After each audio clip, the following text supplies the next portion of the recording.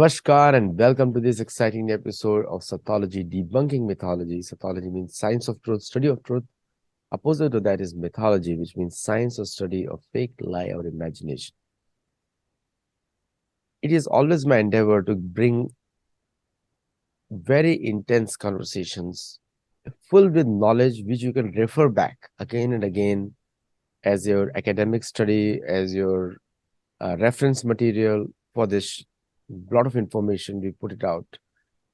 My simple request to all of you is that share these videos as widely as you can so that more people subscribe. Our shows are primarily in two languages, which is English and Hindi, but we are going to launch more languages and specific channels very shortly. Like one of our YouTube shows is coming up, the Yoga Show, the Yoga and Mind Show, which will be launched very soon. I have a very, very special guest today, and the amount of research that she has done for it's a lifetime of research. It simply cannot be described in words, but you can make it out the way she speaks to you. So let us welcome Vidushi Kusum Lata Kedia, Professor Kusum Lata Kedia. Namaskar. नमस्कार जी, नमस्कार। आज वसंत पंचमी की आप सबको शुभकामनाएं। माँ सरस्वती का आशीर्वाद उनके भक्तों पर बना रहे, और वैसे तो वो आशीर्वाद सबको ही देती हैं, ग्रहण करने की पात्रता चाहिए। आपने बड़ा अच्छे बात करी Vasant Panchami, because most of the people do not know कि वसंत पंचमी किसको बोलते हैं, क्या पर्व कौन सा है ये। तो वसंत ये पंचमी हाँ बताइए। माघ के 20वें माघ महीना जो है, इसके बाद फागुन आएगा, फिर नया साल शुरू होगा। तो माघ महीने के 20वें दिन शुक्ल पक्ष की पंचमी को वसंत पंचमी है। इसे सरस्वती देवी का अवतरण दिवस भी पढ़ा है मैंने कहीं। तो इसको सरस्वती देवी यानी वाग देवी यानी विद्या वाले लोग इसकी उपासना करते हैं। और ये वसंत पंचमी श्रृंगार की भी वसंत पंचमी है। कामदेव का भी इसमें आराधना है, उत्सव है, आनंद है, मदनोत्सव है। ये सब भी वसंत पंचमी को है। तो ये दोनों आराधना है और दोनों में कोई भेद नहीं है, कोई लड़ाई नहीं है, कोई झगड़ा नहीं। बहुत बहुत धन्यवाद। तो एक एक्चुअली ये जो फेस्टिवल है इसको पूरी दुनिया में मनाया जाता है एक तरीके से, लेकिन भारत में कुछ ज्यादा प्रोमिनेंट तरीके से है क्योंकि लूनर कैलेंडर के बेसिस पर है। जो लूनर कैलेंडर में जैसे मकर संक्रांति के बाद वसंत पंचमी आ गया, तो जी वेरी साइंटिफिक। वहां पे सूर्य उत्तरायण में दक्षिणायन में जग गए और यहाँ पे वसंत पंचमी आ गया। एक क्वेश्चन उठता है बार बार, जो लोग इसके बारे में विषय में बहुत बात करते हैं कि यूरोप में, अगर आप यूरोप का हिस्ट्री देखें कि वहां पे जो लोग थे प्री क्रिश्चियन लोग, उस समय बाउंड्रीज इतनी ज्यादा प्रोनाउंस नहीं थी। बाउंड्रीज का कॉन्सेप्ट ही नहीं था। पूरा एक लैंड एक है। इंडिया में भी जो लैंड है उसका इतिहास देखेंगे तो ऐसा बोलते थे लोग, मिस्र से लेके आज का जो कंबोडिया है वहां पे सब हिंदू ही लोग हैं, हिंदू ही लोग हैं, हिंदू ही लोग हैं, है ना? ये एक जनरल माइंडसेट था। लेकिन हम देखते हैं कि वर्ल्ड वॉर 2 के बाद ऐसा लगा कि स्केल से लेके सारे छोटे छोटे राष्ट्र बना दिए। और क्योंकि यूरोप में इस तरह चलता है, यूरोप में अगर चर्च की वजह से हुआ, तो इस पे थोड़ा सा आप प्रकाश डालिए क्योंकि आपने बहुत इस पे रिसर्च किया है। जी। तो अपने लोगों का ये जो थीम चल रहा है, 21वीं सदी की भू राजनीति, इस पर एक टॉक अपना पहले हुआ था। ओके। आज ये दूसरा टॉक है, और इसमें मेरा विषय ही है आर्बिट्रेरी तरीके से, यानी कि मनमानी तरीके से आर्टिफिशियल और आर्टिफिशियल देयरफॉर इलीगल स्टेट्स को बनाए जाना। और ये काम हुआ है मोटा मोटी बहुत तेजी से 19वीं शताब्दी में, 20वीं शताब्दी में, 21वीं में भी थोड़ा बहुत चल रहा है। और 21वीं शताब्दी में ये सब आर्टिफिशियल, आर्बिट्रेरी, इलीगल स्टेट्स ये मेल्ट डाउन कर जाएंगे, क्योंकि ये नित्य नहीं है, ये अनित्य है, ये ट्रांजिटरी है, ये मनमाने ढंग से है, इनका कोई ठोस आधार नहीं है। तो अब किया किसने ये सब? 19वीं में, 20वीं में और 21वीं में भी चल रहा है। तो मैंने अपने पहले भाषण में बताया था कि भू राजनीति को समझने के लिए हमको 21वीं सदी में जाना 19वीं में जाना पड़ेगा। 19वीं की दो घटनाओं की मैंने चर्चा की थी। बिस्मार्क के नेतृत्व में जर्मनी नाम का एक एक नेशन स्टेट का बनना और उभरना, बहुत सारे छोटे छोटे यूनिट्स को इकट्ठा करके, और इधर जापान में मेजी रेस्टोरेशन यानी यूनाइटेड स्टेट्स ऑफ अमेरिका के छेड़छाड़ के बाद एक अत्यंत प्रभुता संपन्न बलशाली जापानीज राष्ट्र का उदय। तो अब आज का जो विषय है उसका सीधा ताल्लुक जर्मनी से। जर्मनी का जब 1870 में उदय होता है तो ये इंग्लैंड और फ्रांस थर थर कांप रहे हैं। जिन लोगों को यूरोप का नक्शा थोड़ा ध्यान में हो तो जर्मनी को दोनों तरफ फैलना है। जर्मनी कौन है? हूण लोग हैं। हूणों को अपना, जो भी हूण जहां बसे हैं उनको इकट्ठा करके जर्मन लैंड बनाना है। और उनको स्पेस चाहिए, जगह चाहिए अपनी गतिविधियों के लिए, क्रियाकलाप के लिए। कंजस्टेड फील कर रहे हैं तो वो पूरब में भी बढ़ेंगे, पश्चिम में भी बढ़ेंगे, दक्षिण में भी बढ़ेंगे। तो जर्मनी के पूरब में रशा है, वो जार वाला 1917 में लेनिन वेनिन आएंगे, स्टालिन आएंगे और सोवियत रशा बनेगा। पश्चिम में फ्रांस वगैरह की तरफ बढ़ना है, उत्तर में भी बढ़ना है, और दक्षिण में जो मामला है जहां से ये खेल शुरू हो रहा है ये है ओटोमन एम्पायर। बेहुदा शब्द, उस्मान लोगों का एम्पायर बेहुदा शब्द, सही शब्द है तुर्क लोगों का साम्राज्य। और तुर्क लोग कौन है? सनातन धर्मी हिंदू लोग हैं जो यहाँ जाकर बाद में कन्वर्ट हो रहे हैं, लेकिन 100-150 साल के कन्वर्जन में स्मृतियां क्षीण होती हैं, विलुप्त नहीं होती है। तो तुर्कों का वैसा ही साम्राज्य है जैसा हिंदुओं का होता है। उसमें पापाचार अधिक है, दुष्टता अधिक है, मारकाट अधिक है, हिंसा अधिक है, क्योंकि कन्वर्ट हो रहे हैं। लेकिन कन्वर्ट होकर ये मोमिन नहीं बन पाते, ये मुनाफिक ही हैं कुरान की भाषा में। खैर, अब इंग्लैंड फ्रांस को थरथरी छूट रही है कि अगर इन ओटोमन लोगों से या इन तुर्की लोगों से, हम लोग कहेंगे तुर्कों से, अगर जर्मनी की मित्रता हो जाती है तो इंग्लैंड गया। जर्मनी को तो इंग्लैंड से लेना देना नहीं है, तो फिर इंग्लैंड क्यों कांप रहा है? इंग्लैंड कांप रहा है इंग्लैंड का अस्तित्व। इंग्लैंड या ब्रिटेन, जो चारों को जोड़ के वो ब्रिटेन खुद को कहता है, इंग्लैंड, स्कॉटलैंड, वेल्स और आयरलैंड को जोड़ के।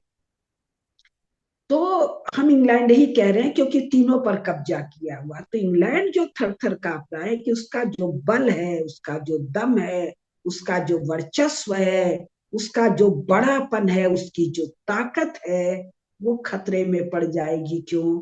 इंग्लैंड और भारत का जो रास्ता है वो तुर्कों की नजर में है, टर्की की नजर में। आज वाला टर्की नहीं, ये ओटोमन एम्पायर वाले टर्की की नजर में। कैसे? स्वेज कैनाल बन चुका है, भारत से निकलते हैं, रेड सी से घुसते हैं, स्वेज कैनाल से मेडिटेरियन में घुसते हैं, स्पेन पोर्चुगाल होके इंग्लैंड जाते हैं। और ये जो पूरा रेड सी वाला इलाका है, मेडिटेरियन वाला है, स्वेज कैनाल वाला है, उसके बाद जो इंडियन ओशन वाला है, यहाँ तो साहब तुर्क बैठे हैं, ओटोमन्स बैठे हैं, तुर्की के लोग बैठे हैं। ये अगर जर्मनी से दोस्ती करते हैं, और ये दोस्ती करते हैं, और जर्मनी इनको मिलिटरीली बहुत इक्विप करता है और भी बड़े सारे काम करता है। जर्मनी शब्द भी गलत है।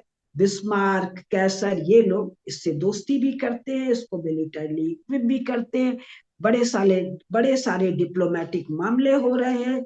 तो इंग्लैंड का तो अस्तित्व, बड़ापन, जिंदा रहना खतरे में पड़ गया। जो भारत का मार्ग पूरी तरह बाधित नहीं होगा, हस्तक्षेप होगा और टूटेगा, इसलिए जो पहला काम शुरू होता है ओटोमन एम्पायर को तोड़ना।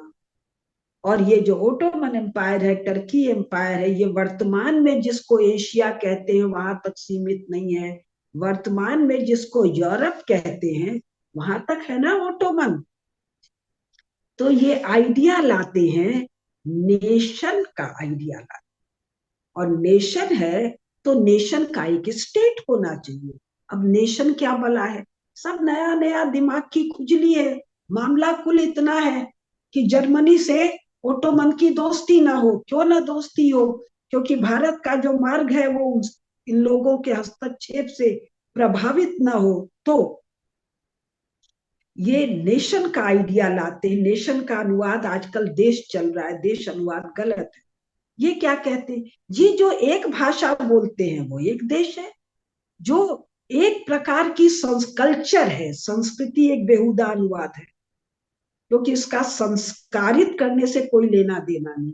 एक प्रकार का खान पीन है, एक प्रकार का कपड़ा लगता है, एक प्रकार का नाचना गाना है, एक प्रकार का घर का शैली है, तो वो साहब एक नेशन है। तो भाषा, लैंग्वेज और कल्चर के आधार पर, कई लैंग्वेज में तो बोली भी है और लिपि भी है। बहुत बार इस यूरोपियन इलाके में बोली तो है, लिपि नहीं है। लिपि का मतलब स्क्रिप्ट नहीं है, लैंग्वेज तो है, लेकिन वो लैंग्वेज का ग्रामर भी नहीं है, तो वो केवल एक बोली है। बोली को क्या कहेंगे, ध्यान आएगा तो बताए, डायलेक्ट है वो। तो अब एक ग्रुप है छोटा सा किसी एक क्षेत्र में, तो कहा जी ये लोग एक नेशन है। तो चूंकि ये एक नेशन है तो इस नेशन को अपने पर राज करने का अपना हक होना चाहिए, एक स्टेट हुड होना चाहिए। तो अब एक स्टेट हुड होने के लिए कोई एरिया का डिमार्केशन होना चाहिए। आइडिया क्या है, जर्मनी को और ओटोमन की दोस्ती ना हो जिससे ये रास्ता बाधित ना हो। तो साहब ये कोई क्षेत्र है और उस क्षेत्र में एक स्टेट होना चाहिए।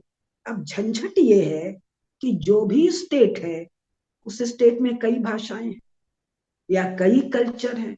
वहां तो मुसलमान भी हैं, मोमिन नहीं मुनाफिक हैं। वहां तो क्रिश्चियंस भी हैं, क्रिश्चियन भी नहीं है। कोई ऑर्थोडॉक्स है, कोई कैथोलिक है, कोई प्रोटेस्टेंट है, पता नहीं क्या क्या क्या क्या है।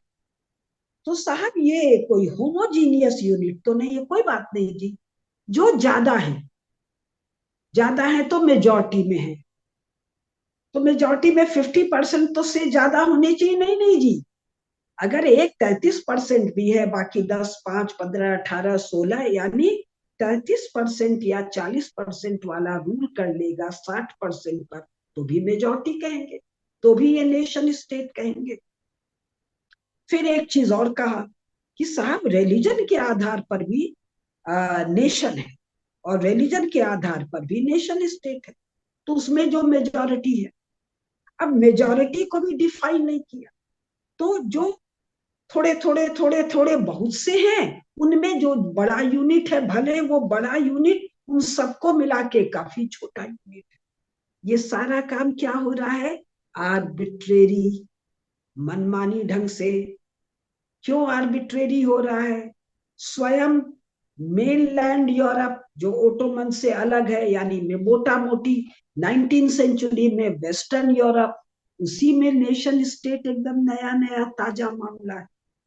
तो कोई इतिहास तो नहीं है कि इसको नेशन कहेंगे, इसको स्टेट कहेंगे। और भारत में जिसको हम राष्ट्र कहते हैं वो कल्पना तो उनके यहाँ अभी तक नहीं आया है। तो इन लोगों ने तरह तरह की इंटरनल डिस्टरबेंसेस शुरू किए। कहा,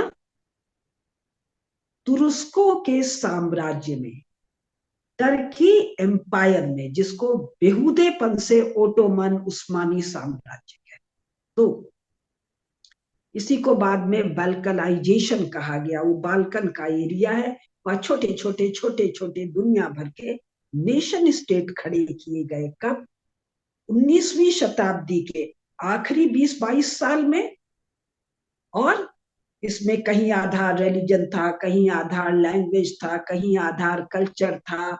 और जो भी एक यूनिट को नेशन कहा और नेशन के बाद स्टेट उसके ऊपर आरोपित कहा, उसका कोई एक एरिया बनाया। ये नेशन स्टेट की बाउंड्री न जाने कितनी बार मिटी बनी गई, लेकिन ये प्रक्रिया शुरू हुई जर्मनी के उदय के कारण, जर्मनी को कंटेन करने के लिए, क्योंकि यूरोप में जर्मनी तब भी यानी लेट 19 सेंचुरी में, 20वीं में भी और 21वीं में भी सबसे बड़ा है, फ्रांस से भी बड़ा है, इंग्लैंड, बेल्जियम, फिनलैंड, अटरम चक्रम सबसे तो बड़ा है ही है। तो अब एक पुस्तक हम आपको दिखा रहे हैं, यूरोप। इसके कंटेंट में अगर आप जाएं तो आपको मिलेगा लिस्ट ऑफ मैप्स, मैप्स भी मैं आपको दिखाऊंगी। लेकिन 22-23 Europe 1815, Europe 1914, Europe during the great war 1914 से 1918, द न्यू यूरोप 1917 से 1922, Europe during the second world war, post war war Germany after 1945, Europe divided 1949, 1989, Europe 1992। क्योंकि उसके बाद ये किताब का लेखक पूरा हो गया, पुस्तक छप गई। तो इतनी बार तो यूरोप में नेशन स्टेट की लाइन खींची और मिटी, खींची और मिटी। अगर पोलैंड नाम का एक नेशन स्टेट है तो उसका बॉर्डर किसी को पता ही नहीं है, कभी जर्मनी दबा लेता है, कभी सोवियत रूस दबा लेता है, कभी कोई दबा लेता है। इसी प्रकार से ये 20-30 देशों की, 40-50 देशों की नेशन स्टेट आ रहा है, जा रहा है। अब ये बहुत लंबा सा है, लेकिन हम बहुत ब्रीफली आज ही इस चैप्टर को खत्म करेंगे। तो एक तो तब इन्होंने शरारत शुरू की, उसके बाद 1914 की लड़ाई आकर खड़ी हो गई। 1914 की लड़ाई खड़ी हो गई, और ये जो तुर्क एम्पायर है, जो टर्की एम्पायर है, इसका इंग्लैंड से सदा दोस्ती रखा। इंग्लैंड ने क्यों दोस्ती रखा? ये जो पैसेज है भारत और इंग्लैंड को जोड़ने वाला, इसको ठीक ठाक रखने के लिए, और कई कारणों से। मेन कारण ये था। तो अब टर्की न्यूट्रल तो रहा, लेकिन झुकाव उसका हरदम जर्मनी की तरफ रहा। क्यों रहा? क्योंकि यूरोप में यह माना जा रहा था कि जर्मनी ही जीतेगा, और जर्मनी ही जीतता अगर उसने गलती ना की होती, रूस पर आक्रमण की। और बाद में जापान ने गलती या सही काम किया अमेरिका पर करने से, जिससे कि इंग्लैंड और फ्रांस का एलाई बन गए। सोवियत रूस भी, सोवियत बाद में सोवियत रूस, और इधर यूएस। इसलिए ये इसको वर्ल्ड वॉर कहते हैं। तो अब चूंकि टर्की झुक रहा है जर्मनी की तरफ, इसलिए टर्की का भी बाल्कनाइजेशन, ये शब्द ही बन गया, खंड खंड में विभाजित करना।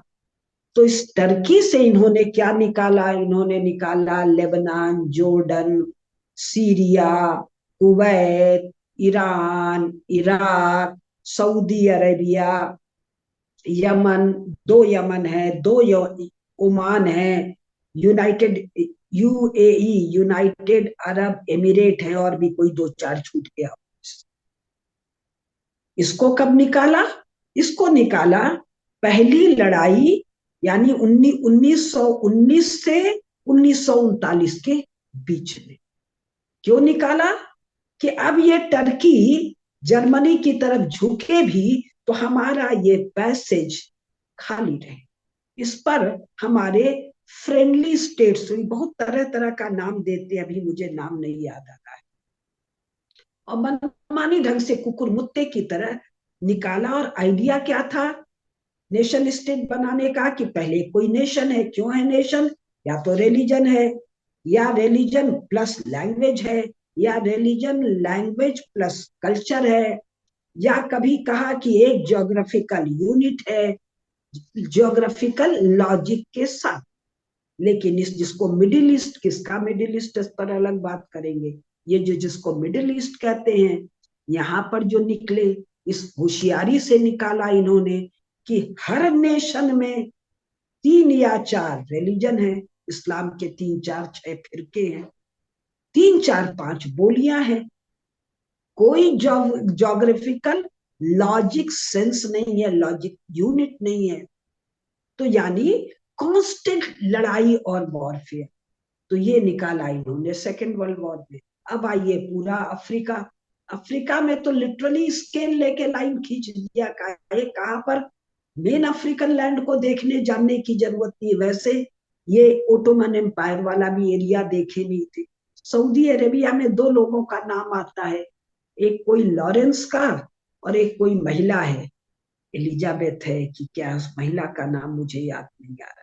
दो तो कुल इनके एक्सपर्ट हैं जो आपस में कुत्ते बिल्ली की तरह लड़ते हैं। और अफ्रीका में तो एक कोई वो रोड नाम का आदमी है, उसके नाम पर उसने रोडेशिया बना दिया। अभी मैं पढ़ रही थी, ये जिसको ये विक्टोरिया लेक कह रहे हैं, इसका संस्कृत में नाम दिया हुआ है जिससे नील नदी निकली है। नाम मुझे नहीं याद आ रहा, अमर झील है कि देव झील है ऐसा। तो इन्होंने लिटरली स्केल से लाइन खींचा। इन्होंने कौन, वही इंग्लैंड, वही फ्रांस, बीच में कहीं पर स्वीडन आ जाता है, बीच में कहीं बेल्जियम आ जाता है, जो नन्हे नन्हे डॉट के तरह। अगर ग्लोब में इन देशों का नाम देखे तो शायद मक्खी की तरह साइज के दिखाई देंगे। ये विशाल अफ्रीकन कॉन्टिनेंट में अपने घर में बैठ के लाइन खींच के कहते हैं नेशन स्टेट। इसी प्रकार अब नॉर्थ अमेरिका और साउथ अमेरिका में आई। मैंने तो आपके चैनल पर सुना, इफ आई रिमेम्बर करेक्टली, कि 1908 में इनको लगा, यानी 20वीं शताब्दी में इनको लगा कि यूरोपीय लोगों की संख्या वहां के मूल निवासियों की संख्या से ज्यादा हो गई। तो आप ही का एक इंटरव्यू वाले वीडियो में मैंने सुना, तो चर्च ने कहा कि जी अब वोटिंग राइट दे दो। फिर आपने प्रति प्रश्न में कहा कि वोटिंग राइट भी उनको इस तरह 1924 में शायद दिया गया, और 24 के बाद भी कुछ ऐसी शरारत की गई कि दे कैन नॉट वोट। यानी 20वीं शताब्दी आ गई, ये नॉर्थ अमेरिका और साउथ अमेरिका में एक सीधी लाइन खींचा, कनाडा हो गया। अरे कहां से कनाडा नाम आया, यूनाइटेड स्टेट्स का तो नाम ही नहीं है। स्टेट यूनाइट हो गए, कहा के स्टेट यूनाइट हो गए, तो साहब कोई अमेरिका, अमेरिका किसके नाम पर है, कौन है, क्या बला है, इसका तो हमारे यहाँ कोई द्वीप नाम है जो मुझे ध्यान नहीं आता। फिर एक लाइन नीचे खींच दिया तो जी क्या हो गया, मैक्सिको हो गया। फिर एक लाइन खींच दिया अलास्का, इसने उसको खरीदा, उसने उसको बेचा। मैक्सिको से हमने ये एरिया खरीदा, इसको ये एरिया बेचा। ये नेशन होते। राष्ट्र और नेशन अगर कहें तो ये तो चिन्मय इकाई है, स्वयं दैवत्व है इसमें, जगदम्बा का प्रकाश है, ये नित्य है, ये इसमें परिवर्तन नहीं होगा बार बार। यहाँ राज्यों की संरचना में परिवर्तन। इसी प्रकार दक्षिण सेंट्रल अमेरिका आए, वहां दुनिया भर के छोटे छोटे लाइन खींच के देश बता दिए।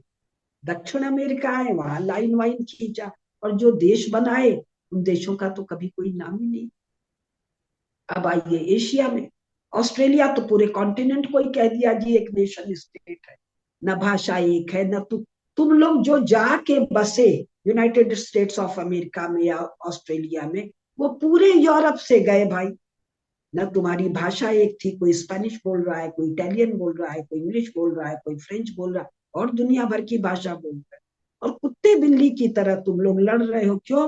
रिलीजन भी तुम्हारा एक नहीं है। जो क्रिश्चियनिज्म है, इस क्रिश्चियनिज्म के अनेकानेक ब्रांच है, वो ऑर्थोडॉक्स है, वो क्वैकर है, वो कैथोलिक है, वो प्रोटेस्टेंट है, पता नहीं कितनी वैरायटी के जोकर पना है। अच्छा, इसके बाद भाषा एक नहीं है, कल्चर भी एक नहीं है, क्योंकि यूरोप से आए हो तो दुनिया भर के मूल यूरोप ऑस्ट्रेलिया के निवासियों का कल्चर स्वाभाविक है। ईस्ट कोस्ट का अलग है, वेस्ट का अलग है, नॉर्थ का अलग है, साउथ का अलग है, जो ये समुद्र के चारों तरफ का अलग है, रेगिस्तान का अलग है, पहाड़ का अलग। कल्चर से तुम्हारा जो मतलब है, ड्रेस है, खाना पीना है, उठना बैठना है, मकान के प्रकार है, इसको तुम कल्चर कहते हो। एनीवे, तो ऑस्ट्रेलिया निकल गया। अब जरा आ जाइए, यूरोप पहले बता दिया, दोनों अफ्रीका बताया, यूरोप के बाद दोनों अमेरिका। अब आइए साहब एशिया, जहां हम रहे, जो 21वीं सदी की भू राजनीति। यहाँ राष्ट्र पहले से थे, उन राष्ट्रों के नाम थे। श्याम था तो ब्रह्मदेश था, तो कंबोडिया था, कंबोज था, तो चंपा था, ये विशाल भारत था, तो नेपाल भी था, तो तिब्बत भी था। ये प्रभु सत्ता संपन्न राष्ट्र थे। और इन राष्ट्रों का एक महासंघ नहीं था, एक सम्राट हुआ करता था, चक्रवर्ती सम्राट। काहे का चक्र, किस चक्र का वर्तन करता था, करते थे? धर्म चक्र का वर्तन। अब साहब ये धर्म चक्र क्या है? रिलीजन और मजहब नहीं है मूर्खों। ये जो धर्म चक्र है, ये है कॉस्मिक लॉज, जिसके कारण मनुष्यों में आनंद है, उल्लास है, उत्साह है, जीव में, जब फ्लोरा में, फाउना में, पंच महाभूतों में। तो इन देशों के नाम बदल दिए, इनकी बाउंड्रीज बदल दी सेकेंड वर्ल्ड वॉर के बाद, जब डीकॉलोनाइजेशन प्रोसेस शुरू होता है। और जो सबसे दुष्टतापूर्ण कार्य हुआ, वो कार्य हुआ थर थर कांपते हुए यूरोपियंस में। क्यों? फर्स्ट वर्ल्ड वॉर में भारत से 15 लाख सेना गई, सेकेंड वर्ल्ड वॉर में 25 लाख सेना गई। तो भारत राष्ट्र में अनेक एनिमी स्टेट खड़े कर दिए। राष्ट्र का विभाजन नहीं होता है, राष्ट्र का विखंडन नहीं होता है। भारत माता जगदम्बा का बाह वाह नहीं कटता है। वो वो नित्य सत्ता है, वो चैतन्य सत्ता है। तो अनेक राज्य, कैसे राज्य? एनिमी स्टेट, पाकिस्तान तो बांग्लादेश तो अफगानिस्तान, नेपाल को अलग कह दिया जवाहरलाल नेहरू ने। नेपाल कह रहा है कि हम तो भारत है। नहीं नहीं, तुम भारत नहीं हो। श्रीलंका भी नहीं है, बर्मा भी नहीं है। और 1870 में जहां जर्मनी का उदय हो रहा है, 1854 के आसपास जो मेजी रेस्टोरेशन हो रहा है, उसी समय ये जार वाला, मरा, कटा, सड़ा हुआ रशा भी फैल रहा है। हम अकेले नकटे क्यों रह जाएं? तो कहाँ फैल रहा है? जन शून्य क्षेत्र में। सुग्रीव ने उत्तर दिशा में जो भेजा है जिन लोगों को, वानर यूथ को, भगवती सीता की खोज में, तो पूरा वर्णन है रामायण में, पूरा वर्णन है महाभारत में, दिग्विजय यात्रा में। तो इस क्षेत्र में जन शून्य तो नहीं कह सकते, लेकिन शून्य जैसा ही है। इतना विशाल विराट एरिया में बहुत कम लोग। क्यों? ये दुर्गम क्षेत्र है। क्यों है दुर्गम? क्लाइमेट के कारण, अत्यधिक ताप, अत्यधिक शीत। दुर्गम क्यों है? टोपोग्राफी के कारण।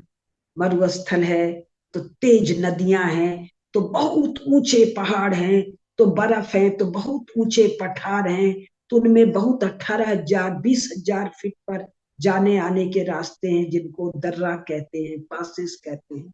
और जो सिबेरिया है हमारा, वो तो बर्फ से ढका हुआ क्षेत्र है। तो यहाँ पर बढ़ आता है रूस। और बहुत बड़ा क्षेत्र 1949 में, यानी 15 अगस्त 1947 के बाद नेहरू थमा देते हैं चेयरमैन माओ को। स्टालिन से थप्पड़ खा के, डांट खा के, डंडा खा के, क्या खा के मुझे नहीं पता, कौन सा क्षेत्र जिसको सिक्योंग कहते हैं। और 1949 के बाद, 1956 के बाद तिब्बत पर कब्जा करवाते हैं। भारत से भारत से चावल, पेट्रोल और पता नहीं क्या क्या भेज के, ये सब लोकसभा के रिकॉर्ड। तो अमेरिका वाले, यूनाइटेड स्टेट्स ऑफ अमेरिका वाले रूस के कम्युनिज्म के तो बड़े खिलाफ थे। दो सुपर पावर थे 1945 में, एक यूनाइटेड स्टेट्स ऑफ अमेरिका, एक सोवियत रशिया। सोवियत रशिया का सोवियत पंथ तोड़ ताड़ दिया 1990-91 में, गोर्बाचोव के समय 16-18 टुकड़े निकल आए। लेकिन कभी आपने पढ़ा या सुना कि अमेरिका ने, इंग्लैंड ने, फ्रांस ने communist communist imperialism, communist slavery, communist colonialism पर चर्चा की? यानी जिसको सेंट्रल एशिया कह रहे हैं, जिसको नॉर्थ एशिया कह रहे हैं, तो सब भारत क्षेत्र है। इस भारत क्षेत्र पर जो कम्युनिस्ट कब्जा है, इसकी कोई चर्चा ये नहीं कर रहे। क्यों? डर के मारे कांप रहे हैं। और अब यही 21वीं शताब्दी में भारत को ये सब हैंड ओवर करवाने जा रहे हैं। तो जो आपका प्रश्न था, ये मामला केवल यूरोप का झमेला नहीं था, पूरे विश्व में डरे हुए लोगों ने इतने सारे नेशन स्टेट खड़े। क्षमा कीजिएगा, मैंने प्रयास तो किया बहुत स्पीड में बात कर। अभी तो कई प्रश्न हैं जी। आपने आपका एक प्रश्न आपने एक नंबर बोलिए। हाँ, आपने एक बड़ा अच्छा बात बोली। अमेरिका जो नाम है, एक नेटिव अमेरिकन प्रिंसेस थी, उसका नाम था अमेरिके। ओजिब्वा ट्राइब की थी वो। उसके नाम पे अमेरिका नाम शुरू से था। उसका अर्थ होता है कि आ, वो एक टर्टल आइलैंड की प्रिंसेस है। टर्टल आइलैंड, कछुआ। तो अमेरिका का, अच्छा, नेटिव अमेरिकन का नाम है टर्टल आइलैंड। ये पूरे देश का नाम है। अच्छा, और दूसरा आपने जो बताया उसमें बिल्कुल सही बताया। 1924 में नेटिव अमेरिकन को सिटीजनशिप दी गई। एक प्रश्न आता है कि ये जितने भी, आप अगर यूरोपियन स्टेट्स की आपने बात करी कि किस तरह डिवाइड हुए हैं over the period of time, छोटे छोटे छोटे छोटे छोटे होते गए। और आपने टर्म बोला बल्कनाइजेशन। बल्कनाइजेशन नाम तो बड़ा रिसेंट है, लेकिन वो एक स्ट्रेटेजी को दिखाता है किस तरह एक बड़े एरिया को छोटे एरिया में डिवाइड किया जाए मिलिट्री कॉन्केस्ट के लिए। और ये नक्शे हैं इस किताब में बहुत सारे, जो पहले पेज नंबर बताए थे। हर हाँ पेज में यूरोप का नक्शा है। जितने पेजेस मैंने बताए थे, हाँ हाँ। उन पेजेस को अगर देखते हैं तो आप चकरा जाएंगे, ये यूरोप नाम की बला क्या है। और एक चीज जो मैं छूट गया बताना, कि यूनाइटेड स्टेट्स ऑफ अमेरिका पर, तो अमेरिका के मूल जो नेशंस थे, वास्तविक नेशंस, उन्होंने मुकदमा किया हुआ है। वो मुकदमा इंटरनेशनल कोर्ट ऑफ जस्टिस में पेंडिंग है। अगर उस मुकदमे का फैसला हो जाए तो United States of America will also evaporate. USA international court of justice का पार्टी नहीं है। Like they are not member हाँ, ऑफ लेकिन आईसीजे। मुकदमा है। मुकदमा तो उस पर है। मुकदमा है, करेक्ट। मुकदमा तो उस पर दायर किया हुआ है जी। आप कुछ कह रहे थे। 573 tribal nations are there within United States. 573। और हर का एक चीफ होता है। और एक नेटिव अमेरिकन प्रेसिडेंट भी है, आज भी है इस देश का। लेकिन उसके पास कोई पावर नहीं है, बट एक ऑफिस है इनका। यूनाइटेड जो सारे ट्राइबल नेशंस का एक चीफ है। अच्छा, एक क्वेश्चन और आता है कि अगर हम यूरोप को देखें कि छोटे छोटे लैंग्वेज बेस्ड स्टेट्स इन्होंने बनाए, तो ये जो स्ट्रेटेजी जो इनका है लैंग्वेज बेस्ड स्टेट्स बनाना, एक तो काफी इंडिविजुअलिटी को दिखाता है कि जो फ्रैंको ट्राइब है, जर्मेक ट्राइब है, सेल्टिक है। सेल्टिक को मिल गया आयरलैंड, वाइकिंग्स को मिल गया यूके, जर्मैक को मिल गया जर्मनी, और नॉर्दर्न टेरिटरी सारे स्कैंडिनेवियन कंट्रीज हो गया। फ्रैंको ट्राइब्स नीचे आ गए। तो how viable was that for Europe? भाई, ये लोग भी तो सनातनी हिंदू हैं। सेंट्रल एशिया से ही तो गए हैं। और ये रुदन तो यही लोग कर रहे हैं कि साहब यूरोप बसता गया। कैसे बसता गया? सेंट्रल एशिया से ट्राइब दर ट्राइब। ट्राइब शब्द भी क्या है? कुल, और कुल के लोग आते गए और यूरोप बसता गया। लेकिन भाषा के आधार पर कहाँ है भाई? अकेले वो जरा पिद्दी सा देश है इंग्लैंड। उस इंग्लैंड में ही कितनी भाषा है, फिर कितनी बोलियां हैं। और ये भाषा और बोलियां ओवर द टाइम कितनी बार बदली हैं, इसका ग्रामर क्या है। फिर उसी इंग्लैंड में आयरलैंड के भी लोग हैं, स्कॉटलैंड के, वेल्स के भी हैं, जर्मनी के भी हैं, फ्रेंच के हैं, बेल्जियम है। ये तो सब खिचड़ी है। हम लोग क्या है, खिचड़ी में नॉर्मली चावल और दाल होता है। और एक स्वामी रामदेव जी ने बनाया है नौ रंग। खिचड़ी तो नहीं, उसको दलिया वो कहते हैं। 9 प्रकार के अनाज हैं। इंग्लैंड के, यूरोप के तो वर्तमान हर नेशन स्टेट में 20 या 25 लैंग्वेज, डायलेक्ट और कई लिपियों वाले लोग हैं। तो जो आपने कहा वाइकिंग्स को ये मिल गया, फ्रैंक को वो मिल गया, ये तो ये कह रहे हैं ना। और कब कह रहे हैं? 20वीं शताब्दी में कह रहे हैं। 20वीं शताब्दी में किसी अन्य स्थान पर ये क्या कह रहे हैं? हु वी आर, हम यूरोपियंस कौन है। एक पुस्तक है, एक पुस्तक की सीरीज है, we the people of Europe. तो उसमें जितने पीपुल हैं सब तो सेंट्रल एशिया का बता रहे हैं, सब तो हम भरतवंशी हैं। आप तो उसके एक्सपर्ट हैं, महाभारत के बाद गए हैं, राजस्थान से भी बहुत गए हैं, रोमानिक। जाते ही जा रहे हैं। तो ये खिचड़ी है जिसमें 150 प्रकार के अनाज हैं। अब ये स्वामी जी से कहेंगे आप एक यूरोपियन खिचड़ी और एक अमेरिकन खिचड़ी का पैकेट भी निकालिए। स्वयं यूनाइटेड स्टेट्स ऑफ अमेरिका में कितनी बोली है, कितना भाषा है। तो जो ध्यान देने की बात है इस प्रसंग में कि यूरोप में आप रहिए तो मेरे को बात करने में आसानी होती है, आप मुझे दिखते रहे, मुझे पूरे स्क्रीन पर ना भी ले तो चलता है। कि ये नेशन स्टेट का झंझट क्यों आया और किनको आया? ना तो यूरोप में कोई नेशन स्टेट था, कभी नहीं था। जो आपने कहा एक रोमन एम्पायर था, तो रोमन एम्पायर के लोग कौन है? सेंट्रल एशिया के लोग हैं। एक कोई ग्रीस था, ग्रीस नाम का कोई देश तो था नहीं, आज भी नहीं है। एलेन है, ये लोग हैं, वो भारत के गए हुए लोग हैं या भारतीय लोग हैं, गए भी नहीं है, वही है मान लीजिए, कोई जा आ नहीं रहा है। इसके बाद जिसको ये डार्क एजेस कहते हैं, झमेला तो वहां है, ये क्रिश्चियनिज्म का, क्राइस्टिज्म का। तो उस समय भी जो सेंट्रल एशिया से गए हुए लोग हैं, इनके इलाके हैं, हुनों के हैं, तो गोथों के हैं, तो अवार्स के हैं, तो मगवार्स के हैं, क्षेत्र हैं। क्योंकि यूरोप की जो टोपोग्राफी है वो ऐसी है कि एक जगह बड़ी बड़ी संख्या में मानवीय बस्ती हो ही नहीं सकती है। पहाड़ हैं, तेज नदियां हैं, ऊंचाई है, कटा फटा क्षेत्र है, एक दूसरे से प्रॉपरली कनेक्टेड क्षेत्र नहीं है।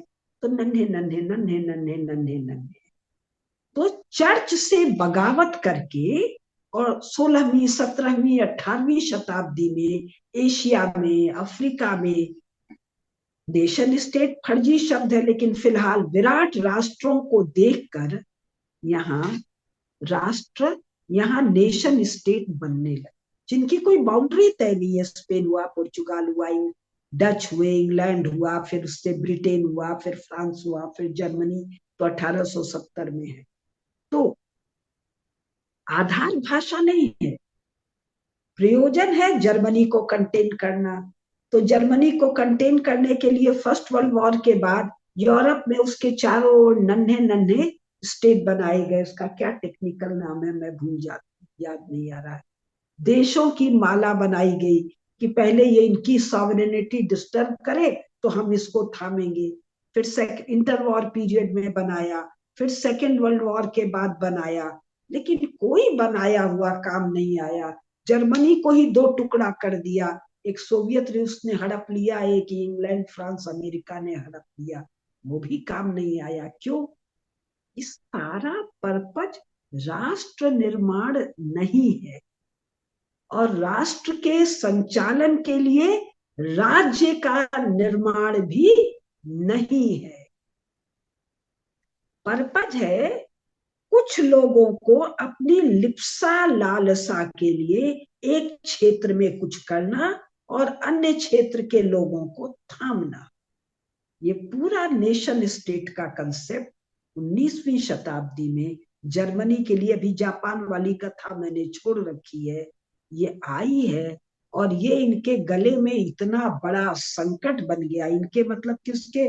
G20, G7, नहीं तो यूनाइटेड स्टेट्स ऑफ अमेरिका, पिटा हुआ इंग्लैंड, पिटा हुआ फ्रांस, थोड़ा चैतन्य जर्मनी, बाकी सब गिनती में नहीं है, पिटा हुआ रूस, जो फिर सोवियत रूस बनने की लालसा रख रहा है, इनके लिए ये सारे नन्हे नन्हे artificial, arbitrary, therefore illegal, therefore transitory nation state headache हो गए। कैसा हेडेक हो गए हैं? ये आतंकवाद, ये जो आर्टिफिशियल स्टेट में नॉन स्टेट प्लेयर्स खड़े हो गए हैं, जिसको आर्टिफिशियल नेशन का आर्टिफिशियल स्टेट हैंडल नहीं कर पा रहा है। यही है ना प्रॉब्लम। टेरर टेरर जिसको ये क्या आतंकवाद, टेररिज्म कहते हैं, टेरर के। To handle terror, now they need a very big, a very powerful Bharat राष्ट्र। अब इनकी जरूरत है। सोवियत रूस को तो तोड़ दिया, लेकिन रूस के चंगुल से एशिया का हिस्सा छुड़ा देना। अब इस अमेरिका, इस यूरोप की जरूरत है चीन को कंटेन करना। भाई चीन तो एक अजीब सा हौच पौच है, जिसका कोई ज्योग्राफिकल लॉजिक नहीं है, जिसको ये पीआरसी कह रहे हैं। ये पीआरसी नाम की कोई चीज 1949 के पहले थी क्या? 1949 में जो पीआरसी बना, उसमें तिब्बत भी नहीं था, सिक्योर भी नहीं था। ये तो 1949 के बाद जुड़ा है ना, आर्टिफिशियल है ना। इसको कंटेन करने के लिए रूस को रखा, जापान को रखा, फिर इसको बढ़ाया रूस को थामने के लिए।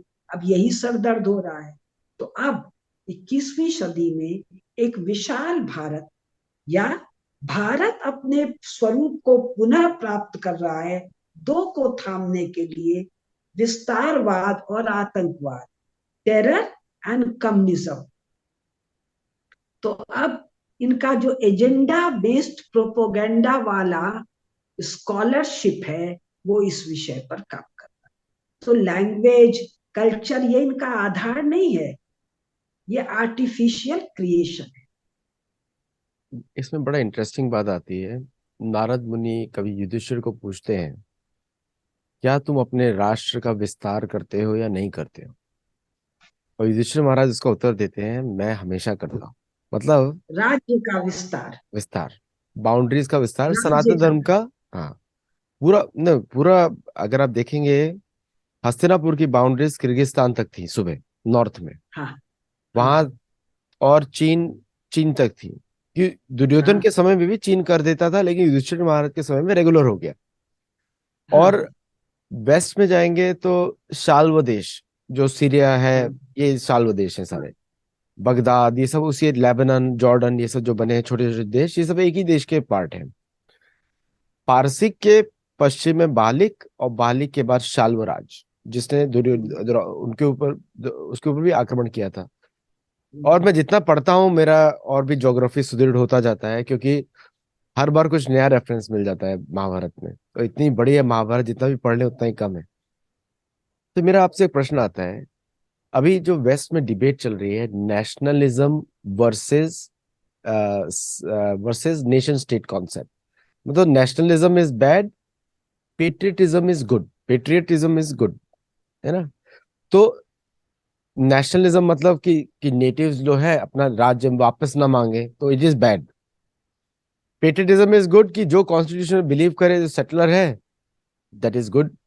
तो वो डिबेट आज भारत में भी दिखती है, क्योंकि वो मेरे को ना तो कभी कभी लोगों को, भारतीय लोगों को इंग्लिश समझ में आती है जिस तरह ये लोग समझते हैं, ना उनको हिंदी समझ में आती है जिस तरह हम लोग समझते हैं। तो आप मुझे बताइए कि ये जो डिबेट, जो इंटरनेशनल डिबेट है, nationalism bad, patriotism good, secularism good, and but the any nativism is bad. मतलब कोई नेटिव अपनी आवाज नहीं उठाया, क्योंकि अमेरिका को डर है कि नेटिव अमेरिकन जाके छीन ना ले वापस, है ना? ये उनको जी डर है। जी, हो रहा है, यू, हो तो रहा है। हाँ, और यूरोपियंस को डर है कि नेटिव यूरोपियंस, रोमानी, अपनी जगह ना मान ले। क्योंकि नेटिव रोमानी, अगर एक पॉपुलेशन में देखा जाए, 65 मिलियन रोमानी है, 65 मिलियन, 200 मिलियन। उन्होंने टर्की में जाके सेटल हुए, वो लोग अमेरिका में आके सेटल हुए हैं, कनाडा में आके सेटल हुए हैं, क्योंकि उनको चर्च ने भगा दिया। तो वेटिकनिज्म से भागने के लिए फ्री वर्ल्ड बना, ये बना। हम्म। तो तो ये जो इज्म की जो राजनीति है, इसके विषय में आप क्या बोलेंगे? देखिए, जो आपका प्रश्न है उसी में उत्तर छपा हुआ है। ये सेटलर्स हैं, प्रवासी हैं, किसी की धरती पर जाके बसे हैं, बसने में कोई दोष नहीं है। प्रेम से रहो, शरण से रहो, अच्छी तरह रहो। सेंट्रल एशिया से जाके यूरोप में बसे, यूरोप से जाके कहीं और बसे, परफेक्टली फाइन। लेकिन नृशंस, राक्षस की तरह सर्वग्रासी होना, उनको ही मार देना, उनका ही अधिकार छीन लेना, इसके लिए नेशन स्टेट का कंसेप्ट आया। और इसी के लिए नेशन स्टेट के कंसेप्ट को पिघलाया जा रहा है। इसी के लिए कॉन्स्टिट्यूशन हमने बनाया, हमने नागरिक बताया। नागरिक ने जो जो भी लोगों ने, सेटलर्स ने देश बनाया, इसके प्रति पैट्रियोटिक रहो। तो जो मैंने आपके शायद चैनल पर नहीं कहा, अन्य चैनल पर कहा, यूरोपियन राइटिंग, हम इसको स्कॉलरशिप नहीं कह सकते, लिटरेचर भी नहीं कह सकते। यूरोपियन में euro American writing is agenda based propaganda. तो जब जर्मनी को कंटेन करने के लिए जरूरत पड़ा तो नेशन स्टेट का कंसेप्ट आ गया, या थोड़े पहले से आया हुआ है, वहां लागू कर दिया, उसकी तरह तरह की परिभाषा हो। अब जो वास्तविक नेशंस हैं उनमें बल आ गया वापस, तो अब ये कंसेप्ट बुरा हो गया है। तो जो एजेंडा बेस्ड प्रोपोगेंडा वाले लोग हैं, भाई अपनी रक्षा के लिए, अपने सर्वाइवल के लिए, अपने अस्तित्व के लिए वो दो चार प्रोपोगेंडा भी नहीं करें क्या आदित्य जी? अभी ये कर रहे हैं, कल कुछ और करेंगे, परसों कुछ और करेंगे। उनको बोलने का तो अधिकार हम लोग देंगे ना, चाहे दुष्ट ही सही। लेकिन उस पर ध्यान न देना हमारा विवेक है। तो हम ध्यान न देकर मूल अवधारणाओं पर ध्यान दें, कि मूल अवधारणा है राष्ट्र, राष्ट्र में राजा और सम्राट, राजदंड, धर्म दंड की स्थापना के लिए, धर्म का अगर कोई अनुवाद है अंग्रेजी भाषा में तो कॉस्मिक लॉज। कॉस्मिक लॉज की आवश्यकता क्यों है? सब सब में मनुष्य, पशु, जीव जगत, फ्लोरा, फाउना, भूत मात्र और पंच महाभूत सब सुख से रहे, आनंद से रहे। तो स्वाभाविक जो इकाई होगी गवर्नेंस की, वो एक राष्ट्र में अनेकानेक राज्य। पहले मेरे बड़ा मन में लगता था कि बार बार राज्य के विस्तार की बात क्यों हो, बड़ा अटपट लगता। बाद में समझ में आया, बहुत तरह की चीजें पढ़ के, मूल इकाई तो राष्ट्र है ना। तो जो बहुत सामर्थ्यवान प्रतापी राजा है, जो सम्राट की उपाधि धारण करेगा, वो विराट क्षेत्र को अपने राजदंड के अधीन करेगा, तो वहां धर्म चक्र प्रवर्तित रहेगा। तो जो नारद मुनि युधिष्ठिर से पूछते हैं, राज्य का विस्तार कर रहे हो ना, यानी इतने छोटे क्षेत्र का दायित्व तो तुम्हारे पास नहीं है, ये क्षेत्र।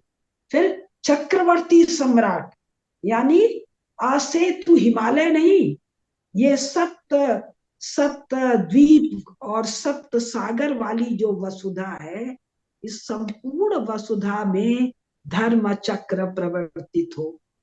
तो ये कौन करेगा? परम प्रतापी सम्राट। तो परम प्रतापी सम्राट सदा तो नहीं रहता है। सतयुग में बहुत थे, फिर त्रेता में बहुत हुए, फिर द्वापर में भी बहुत हुए, कली काल में भी होंगे। तो हमारा काम है, यूरोप वाले ये कह रहे हैं, अमेरिका वाले ये कह रहे हैं, ये लोग कौन है? ये चर्च के जकड़न से 19वीं और 20वीं शताब्दी में क्रिश्चियनिज्म से के बर्बर चंगुल से छटपटा कर बाहर आएंगे। और बाहर आने में इनको मदद किसने किया? बाहरी दुनिया के संपर्क ने, चर्च ने तो बाहर जाने को रोक लगा रखी थी, यूरोप के बाहर जाने की मनाही थी। तो बाहर जाने से बहुत सी चीजें उनको मिली, ज्ञान मिला, विज्ञान मिला, राज्य मिला, राष्ट्र मिला, राजा मिला, कानून मिला, विधि मिला, विधान मिला। लेकिन अब चर्च जो है, मैंने एक पुस्तक लिखी है, genetic assumptions of development theories, कि आप उससे बाहर तो आ गए हैं, लेकिन कोई वैकल्पिक चीज यानी धर्म आपके पास नहीं है। तो छाती में सदा क्या है, क्रिश्चियनिज्म के कारण भय, आशंका, असुरक्षा, इनसिक्योरिटी। तो वो इनसिक्योरिटी इनको बार बार ये तरह तरह के जुमले, तरह तरह के बहसें उछालता है। लेकिन हम और आप अपने पूर्वजों, आप जो कहते हैं अपने आचार्यों की तरफ से सबको आश्वस्त कर सकते हैं, सब सुखी हो, सब सुरक्षित हो, यही भारत होने का अर्थ। 1492 में गोल्ड ग्लोरी एंड गॉड करके एक पेपल बुल जारी किया गया, जिसमें पूरे विश्व को, पूर्वी दिशा को पोर्चुगीज को दिया गया, पश्चिमी दिशा को स्पेनिश को दिया गया, ताकि अमेरिका को, सब लोग भारत को ही ढूंढने निकले थे। तो दो टीम बनाई गई, एक पूर्वी दिशा में जाएगी, एक पश्चिमी दिशा में जाएगी। तो अफ्रीका का कॉलोनाइजेशन वहां से शुरू हुआ, फिर भारत का, डच, इंडोनेशिया में आए लोग, वो पोर्चुगीज, डच कॉलोनी बना वो। डच भी उनके साथ थे, तो डच भी एक एडवांस पार्टी थे वहाँ उनके। तो और आपने एक और उसमें एक छोटी सी बात बोली है उसमें बीच में, कि ये जो ये जो स्मॉल नेशन स्टेट्स का जो कॉन्सेप्ट है, वो एक अपना मैनेजमेंट के लिए इन्होंने लॉन्च किया, एक कि उसको हम अच्छी तरह उसको मैनेज करें इकोनॉमिकली। 1400s में, 1300s में देखेंगे यूरोप में भयंकर गरीबी है, भयंकर बीमारी और गरीबी है। ब्लैक डेथ के बाद। और वो जितने हम्म भी बीमार लोग थे वो सब बाहर भेजे गए सेनाओं के द्वारा, जो जनरल्स बन के हम्म गए दूसरी जैसी जगह पे।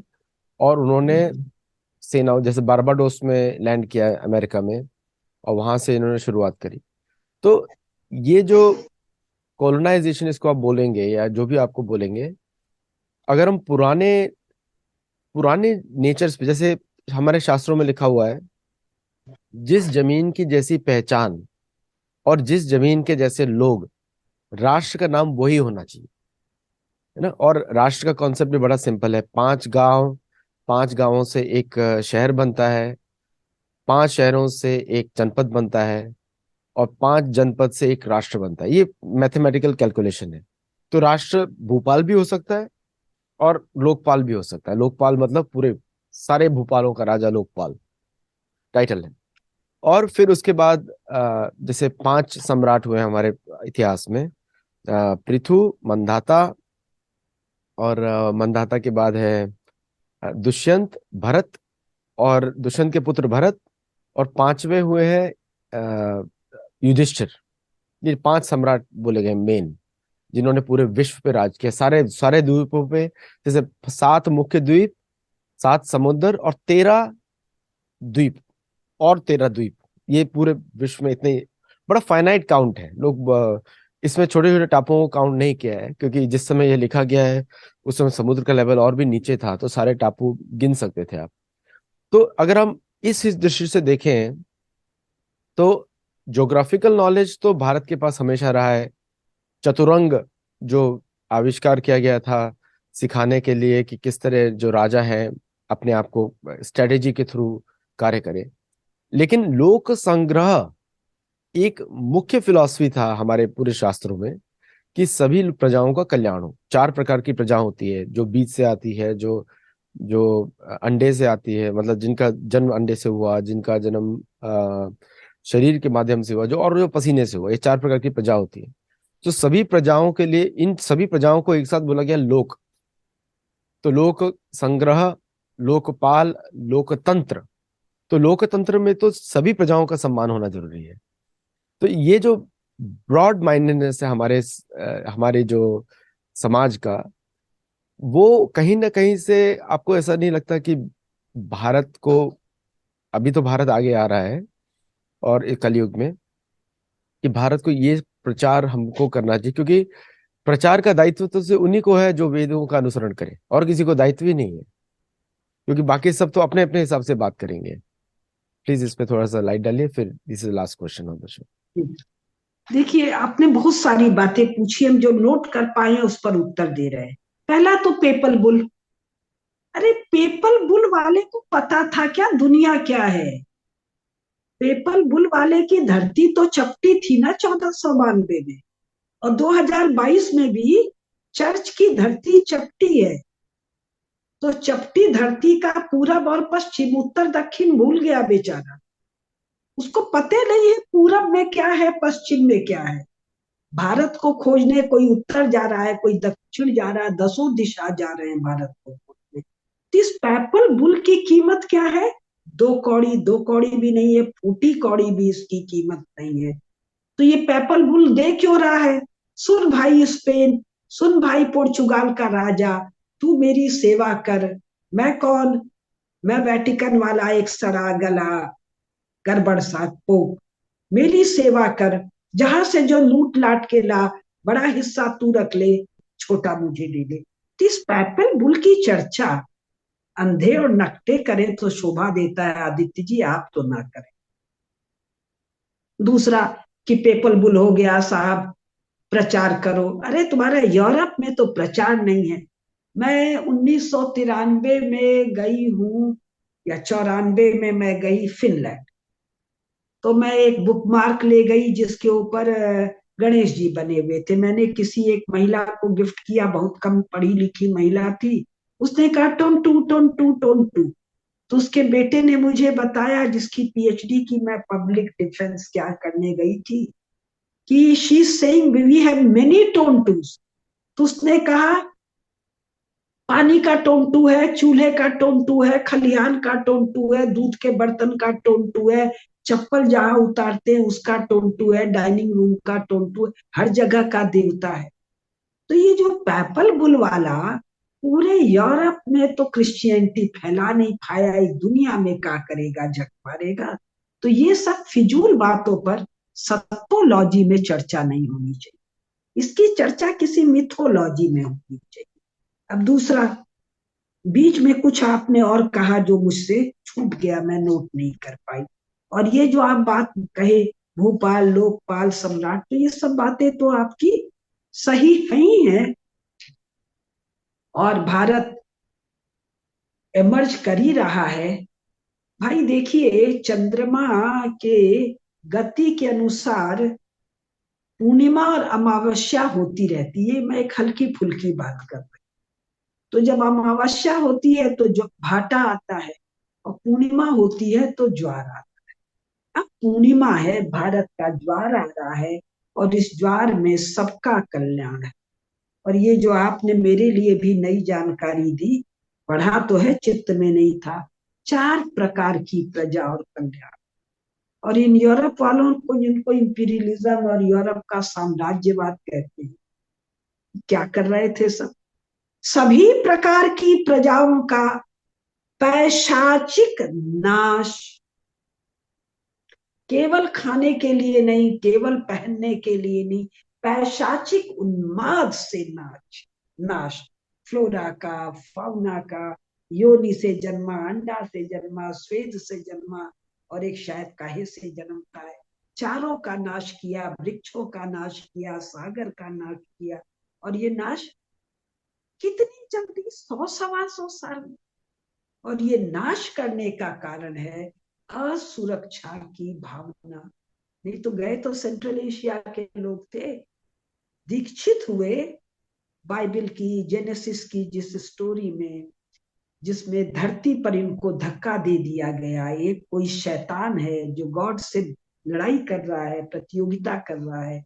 कयामत के दिन तय होगा गॉड जीतेगा कि शैतान जीतेगा। तो ये असुरक्षा की भावना, ये भयंकर ग्रीड सब नाश कर रहा है।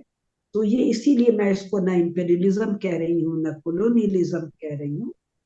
और ये ऐसे पैशाचिक लोगों की बातें, मूर्खों की बातें, करने का विधान, चर्चा करने का आज्ञा तो अपने शास्त्र नहीं देते हैं।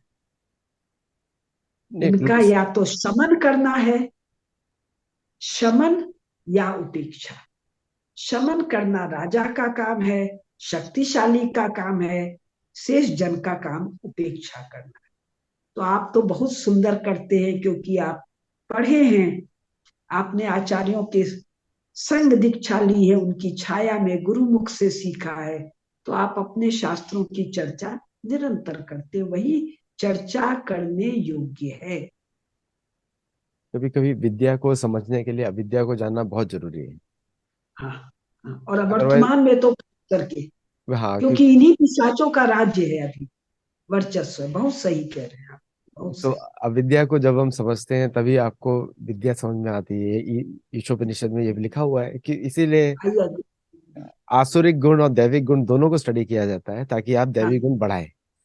तो और बहुत बहुत असुरों को नष्ट करने के लिए भी तो उनकी विद्या जाननी पड़ती है, बिल्कुल उनका बिल्कुल सामर्थ्य और बल। जी। बिल्कुल। और हमारे पूरे शास्त्रों में है कि असुरों को असुर विद्या से ही परास्त किया जाता है। हाँ, विभत्स विभत्स युद्ध होता है उनके साथ। विभत्स मीन्स जिससे उनका हृदय कांप जाए, जैसे भीम करता था। हाँ, हाँ, लाइक हाँ, वो जरूरी है, क्योंकि अगर वो नहीं होगा, जैसे हनुमान जी ने किया, हाँ, पूरे सारे के सारे राक्षस ने घबरा गए हनुमान जी से। हाँ, तो वो हाँ, जरूरी है। और वृत्रासुर ने किया, अनेक लोगों ने हाँ, किया। कि वो जो युद्ध की शैली होती है, और जब तक आप असुर का चाल चलन, असुर का को देखेंगे नहीं, तब तक आपको आप विद्या का प्रयोग नहीं कर सकते तब तक। हाँ। I agree, I agree, I so agree. Thank you so much for coming. और दर्शकों, आपने देखा कितना सरल तरीके से इन्होंने एक्सप्लेन किया है, विदुषी प्रोफेसर कुसुमलता केडिया जी ने। तो प्लीज इस वीडियो को देखिए, लोगों को शेयर करिए, और इनका एक पूरा प्लेलिस्ट है हमारे चैनल पे, उसको जरूर देखिए। उसमें आपको सारे इनके जो टॉक्स है हमारे चैनल पे वो आपको दिखेंगे एक ही जगह पे। और साथ में हमारा स्पॉटिफाई पे भी हम लोग जा रहे हैं, और काफी दूसरे चैनल्स ट्विच पे हैं, और भी काफी अमेरिकन चैनल्स पे हम लोग आ रहे हैं धीरे धीरे। तो अब वहां पर भी कुसुमलता केडिया जी को सुन सकते हैं। जो अमेरिकन हैं जिनको हिंदी समझ में आती है, आप सब लोग वहां पे जाके आप देख सकते हैं। और जो दूसरे देशों में, जैसे ऑस्ट्रेलिया में हमारा चैनल लॉन्च हुआ है अभी, तो वहां पर भी सेम वीडियोस एक दूसरे शो पे अवेलेबल होंगे। मैं आपको चैनल का जानकारी आपको इस लिंक में मिल जाएगा। बहुत बहुत धन्यवाद। और ट्विटर पे हमारे साथ जुड़िए, और एक कन्वर्सेशन पे हमारे साथ लगिए। नमस्कार। नमस्ते। अगला भी दो तीन इसी पर चलेगा अभी, बिल्कुल बिल्कुल 21वीं सदी की भू राजनीति के विस्तार और डिटेल। जी। बिल्कुल। इसके लिए अलग नमस्कार। प्लेलिस्ट भी रहेगी, तो लोग उसको भी देख सकते हैं। जी, नमस्कार। नमस्ते।